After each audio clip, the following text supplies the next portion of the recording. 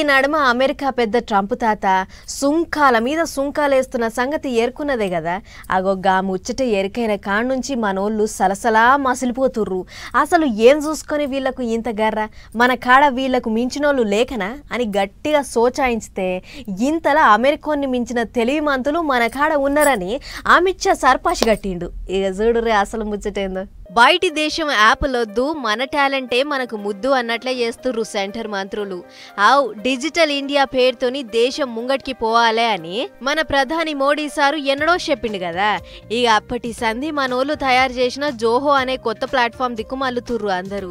అందుకే ఇన్నొద్దులు వాడిన అన్ని రకాల మెయిల్లను పక్కకు పడేసి ఈ కాడ నుంచి మనోళ్ళు పానం పోసిన జోహో మెయిల్ను వాడాలి అని చెప్తుర్రు లీడర్లు.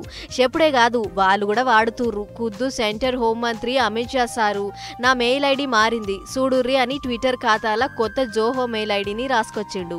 అంతేకాదు ఈ కాడ నుంచి ఏ ముచ్చట పంపాలన్నా దీనికే పంపుర్రి అని హుషారు చేసిండు.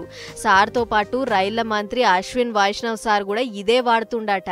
ఇక మెయిల్ల ముచ్చట ఇట్లుంటే సెంటర్ సర్కార్ ఆఫీసులలో ఏం చేస్తున్నాము ఏం చేయబోతున్నాము అనే ముచ్చట్లు కంప్యూటర్లు వేసి చూపిస్తారు కదా.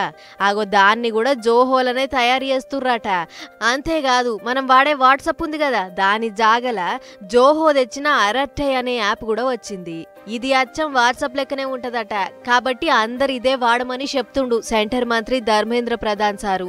మొత్తానికి చిన్నగా మెల్లగా దేశమంతా జోహోకు మారిపోతుంది అన్నట్లు అమెరికోడు పెంచిన సుంకాలు జయంగా మన నెత్తి మీద పెద్ద భారమే పడ్డది. అందుకే ఎవందో మనకెందుకు, మన టాలెంటే మనకు ముద్దు అన్నట్లు ఈ ఇకమత్ చేసిర్రు. ఏదేమైనా డిజిటల్ ఇండియా దిక్కు రువ్వడిగా అడుగులేస్తుంది దేశమంతా.